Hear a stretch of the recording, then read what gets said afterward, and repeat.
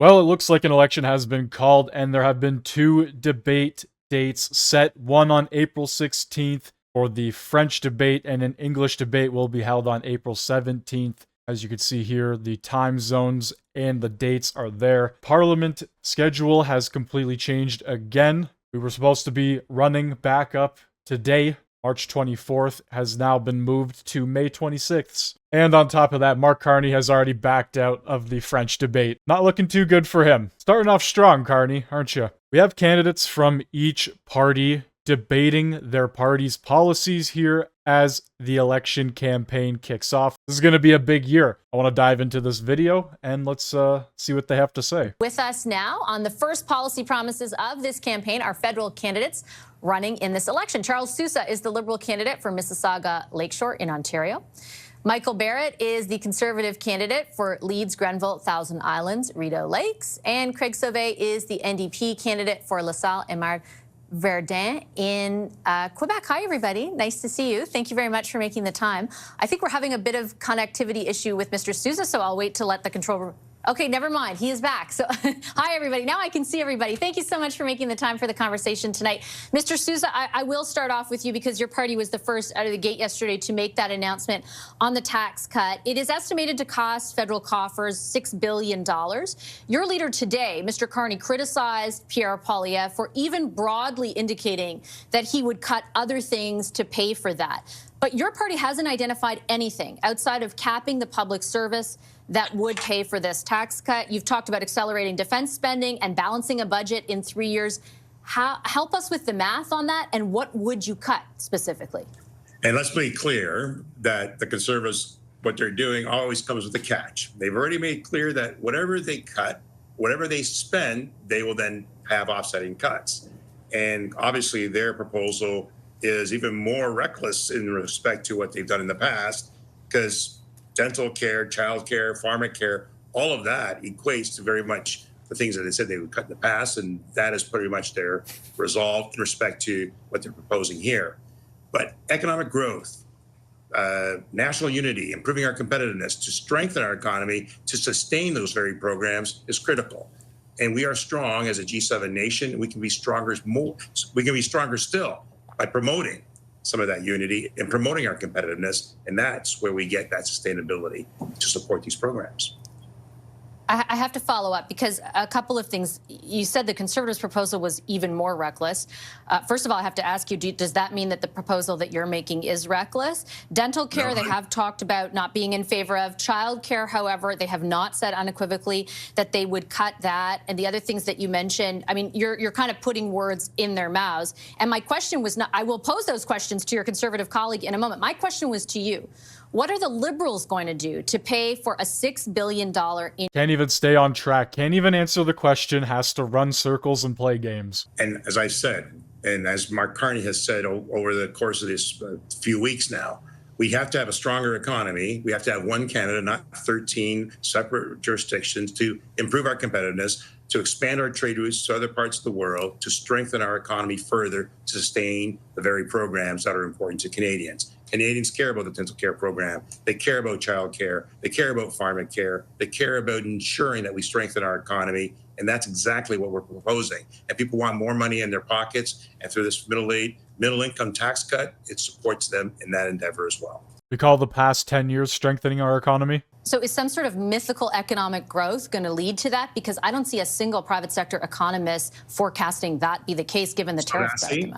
I've done this. I've done this in the past. I have had an opportunity of doing 7 and 6 budgets, one that I repeated twice, and enabling us to have economic growth. We were able to increase our program spending. We were able to support many Canadians through that process. I provided for national unity measures by having only one securities regulator to improve our competitiveness while enhancing CPP across Canada. We need to do more of that. And when we increased our economic growth, we were able to sustain our program spending and balance the books at the same time. We can make this happen provided we stay united.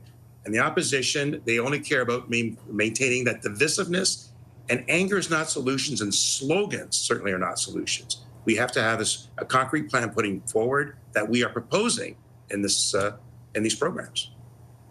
Okay, and we'll circle back to that point around economic growth, because I take your point about your experience, but I, again, don't know of any private sector economist that is forecasting vis-a-vis Donald Trump, we're all of a sudden going to see, booming economic growth in this country. Mr.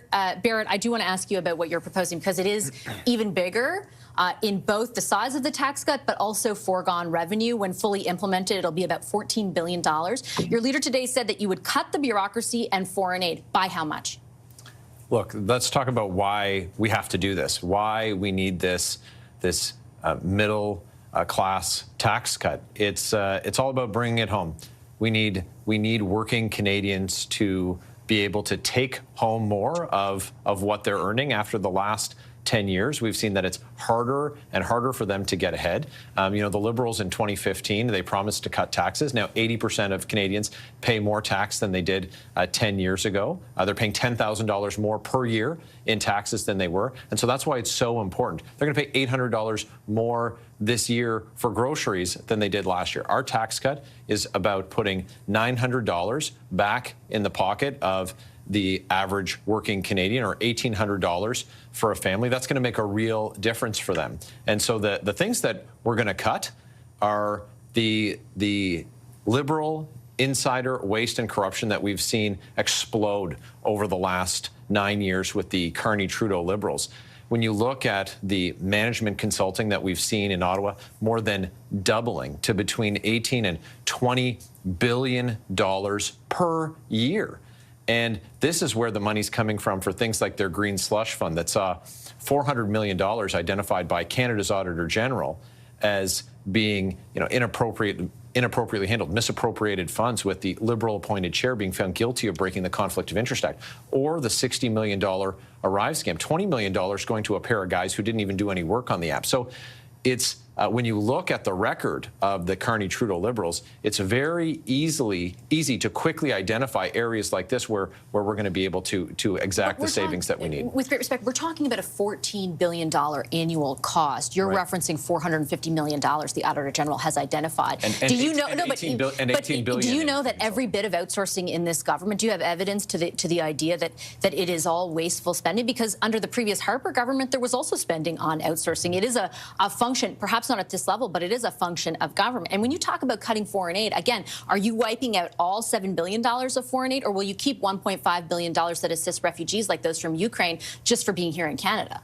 Look, when you have the doubling of management consulting, but we don't see an improvement in the services that Canadians are receiving, my constituents aren't getting passports any faster. In fact, it took them even longer to get the services that they used to get at half the cost than they see now with the Liberals. So you can, at a minimum, cut that management consulting in half. But that's only $10 billion versus $14 billion annually. On foreign aid, we've said that when we've got money that's going and supporting dictatorships, and money that's not actually going to help the intended the folks that are intended to receive it, that's what we're going to charge. So we're going to have to review. But what if there's none of that? Well, what if all $7 billion is helping out genuine causes? Like, what are you going to cut? Well, I think that I think that Pierre Poilievre has identified some areas already. And the other thing, Vashi, is that you can expect from us, now that we're into a campaign, is a fully costed platform for all of these commitments. And I think that Canadians are going to be refreshed by the idea that they're going to see their taxes go down, but not see the inflationary deficits that we've seen with the Carney-Trudeau Liberals. Well, I have questions about the plausibility of that, and I look forward to the full costing, because I think both you and the Liberals said at some point that will be coming during this campaign. Mr. Sauvé, I do want to ask about the promise that your party made today and the realistic or lack thereof nature of it. You're making a promise for what will happen in a decade. That was pretty funny, though, going into this next one here, these unrealistic expectations. But the CMHC has said 3.5 million new homes are needed by 2030 to restore affordability. What does this promise for something that comes to fruition in a decade actually do to help Canadians today? Well, we can tell you that when you're talking to people and door to door in the streets, their main worries is housing. When I see the Liberals and the Conservatives talking about tax cuts, and it seems like they're having the same exact campaign, but we're talking about those issues that are so fundamental to the people in our ridings. In Verdun, LaSalle, Ville-Émard, where I'm knocking doors, people are worried about rental prices. They're worried about their prices going up. They're worried about being evicted. You hear it at almost every door, seniors, students. So what we're saying is that there's a lot of actual federal land available today that we can build nonprofit housing. And nonprofit housing is the only way we're going to actually reduce the cost of housing. Because what we're talking about, the supply side economics that these other two parties are talking about, these are talking about delaying the rise in the cost of housing, but it's not going to fix the actual cost of housing. It's not going to bring it down. But when we're talking about nonprofit housing, exactly what the NDP is proposing today, that's how we're going to bring down housing prices. And it's concrete and it's long term. If you look at the OECD average in terms of how much non-market housing is available in countries that are OECD, there are twice as many houses as what we have in Canada. That's 7% to Canada's only 3.5%. So we actually have to do a heck of a lot of work to bring housing affordability to Canadians, and we have to start today. Today, where we started our campaign was where we started it 4 years ago as well. We asked the Liberal government to open up Canadian federal held land for nonprofit housing, and nothing's been done over 4 years. We want to see action, and you have to start today in order to truly bring together housing affordability for all Canadians. And I do understand the point you're making, but I would point out there was in Budget 2024 a pretty specific promise about opening up Crown lands. And second, I do have to follow up on the original line of questioning, which is as you do knock on those doors, for example, in LaSalle or Verdun, and they tell you they have a problem right now with paying rent, what does housing 10 years from now do for them? Our plan is from now, we're starting as soon as we form government. Until 10 years, we want to build the homes. We want to build all these hundreds of thousands of social housing developments. Yeah, 10 years isn't going to help anybody right now. And the simple fact is the NDP Liberals have created this coalition and put us in this position and just keep promising things over and over again. And it's gotten to the point where the NDP, like, they just talk out of their ass so fucking much, and it's ridiculous. The NDP party had numerous times to vote the Liberals out to help fix these issues, but instead backed them all the way up until Trudeau fake resigned. And here we are, still hearing the same sob story from this party. As Jagmeet has said himself, he's willing to work with Carney. He's willing to continue the coalition. It's just the same old tired playbook from the NDP. I don't think anybody's buying it anymore. And what the federal Liberals have done is that opened up federal public lands for private profiteers. That's exactly what they've done. So obviously, but what if that gets it done sooner? But again, new construction, if you look on the market, it's always more expensive. That's what's available on the market because new countertops, everything's new. So it's not going to bring down pricing in the immediate sense. This supply side economics will only reduce the rise in the reduce the speed in which housing costs go up, but it won't solve housing costs and it won't bring them down long term. The NDP's plan is the only one that's calling to actually bring down housing prices with non-market solutions. That's what distinguishes us from these two other parties that seem to have the exact same logic. Okay, I got to do one. I have time for one quick round, 1 point for each of you. Mr. Sousa, I wanted to ask you just in general. It seems the way that Mr. Carney is presenting a lot of this, even what you were saying today, is a little bit of a concession that the government you were a part of for a number of years overspent. Why should anyone trust a Liberal government going forward not to continue overspending? You shouldn't. Mark Carney has proven himself time and time again to navigate through these kind of storms. And when I was involved after the 2008 recession, we had critical issues to overcome. We had to manage our expenses. We had to promote economic growth and stimulate growth by, in this case, investing heavily in infrastructure, things that enable us to be more competitive. Mark Carney is doing the same right now in terms of a national unity agenda to try to ensure that all the provinces are working collaboratively together quickly to overcome the challenges that are before us, to ensure that we strengthen our sovereignty, to protect our Arctic, to ensure that we have greater trade routes across the other parts of the world, to lessen our reliance on the United States. We certainly have to deal with the United States very carefully because we are their greatest partner and their biggest trade. All these things have to be taken into consideration. Unlike what I'm worried about in terms of slogans or in terms of looking at measures that are dividing the country, we got to stay united. And I have full faith in Mark Carney, having proven time and time again to get over these hurdles to ensure that we meet the challenge and succeed. He's Proven time and time again, but doesn't mention one time he's actually done it. done that, and we So can, just- as Canada, we can do so as we go forward, even stronger than before. Just really quickly, is there any reason? So is it just Mark Carney? That's the difference. That's why Canadians should all of a sudden feel that Look that at the 10 years of bench. deficit We- spending we- will come to an end.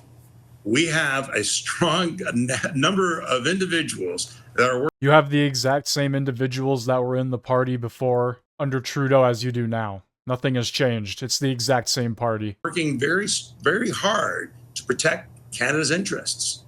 And we are taking a number of steps with the team. And Team Canada is doing its part. And a number of others that are part of the group have taken initiatives that I don't believe the Conservatives or the NDP have the depth by which to do so. And this is critical. Canadians have a choice. You see before you a number of individuals that have had proven experience in dealing with these matters in the past, and they can continue to provide for Canada. Talking about the economy is about people. It's not just about the numbers. And for some, it's only a matter of what can we cut to try to get to a certain threshold. It's not about the cuts. It's about the investments that we can do to try to succeed in enabling us to sustain the programs that are important to them. This is what we are doing as Liberal Party of Canada. Mr. Barrett, I want to turn over to you and give you and Mr. Sauvé a word on all of this. And I did want to jump off what Mr. Sousa is saying, insofar as, look, tax cuts will help a lot of Canadians, but other programs like dental care, the Canada Child Benefit, particularly help the lowest income Canadians. Why are you not more concerned about them? Take a look at what the Conservative record is in introducing a program like the Universal Child Care Benefit, which was the But not means tested, right? In the same way that this one is. Which was the the first type program of that type, and that's something that that we've said we'd support. There can be a fiction spun by the Liberals, but let's take a look at what the costed platforms are when they come out. We know that the Liberals' plans for the books to balance themselves saw our national debt double. We see deficits that have just driven up inflation and absolutely crushed the power of the paychecks that Canadians have. And they've put us in a position of weakness when we're dealing with these threats from the United States. Our plan is to put Canada first and to actually harness the power of our natural resources, for example, and get our clean, ethical natural resources to market and to diversify our trade so that Canadians will have that prosperity that really has been left in the ground over the last 9 years. It sounds like you're kind of banking on economic growth, this mythical economic growth, to save your budget as well. In that costing, will you detail exactly what programs you'll keep and cut? Absolutely. Okay. You can count on Conservatives actually prioritizing working Canadians. They've been left behind by these Liberals. Just take a look at the food bank use in this country, which has doubled after 9 years of the Carney-Trudeau Liberals. We have people choosing between heating and eating. Their carbon tax left people freezing in the dark and unable to put gas in their truck to get to work. This is something all the while you have Mark Carney, who's pumping. He got rid of it. No, to be clear. He zeroed it. Yeah, to be clear, Mark Carney did not remove the carbon tax, and he said he's going to raise the carbon tax on which is going to be passed on to consumers just like the carbon tax. But what's Mark Carney done overseas is he's invested heavily in coal, telling Canadians that they can't drive their car to work. Meanwhile, he's making money off coal in other countries, investing in pipelines in other countries. You just can't take these guys seriously. When Mark Carney doesn't need Canadians' votes, but he does need their money, you can guarantee he's going to raise that carbon tax. I'm already going heavy. We will reconvene to discuss the merits of each leadership candidate. I promise, Mr. Sauvé, I do want to give you the last word. Both of your colleagues have essentially insinuated the NDP is, or other parties rather, is out of their depth, particularly when it comes to the management of the economy at such a crucial time for Canada. Not just out of their depth, extremely out of touch as well. Does the NDP care if there's a deficit or not? Look, what I'm hearing from these two parties is the same trickle-down economic theory that hasn't worked for Canadians. They're talking about making the billionaires and millionaires more rich so that we hope that the profit will trickle down to average Canadians. And that's not what's happened over successive Liberal and Conservative governments for the last decades. Wealth inequality has gone up. And what has Canada and the U.S. done during the Depression and after the war? We invested in social programs. We invested in social housing. That's what got us out of our messes of the Depression and the post-war period. That's exactly what we need. We need to create social solidarity. We need to strengthen Canadians, take care of workers in a tough time to make sure that we get through this together and we stay together, keep our elbows up.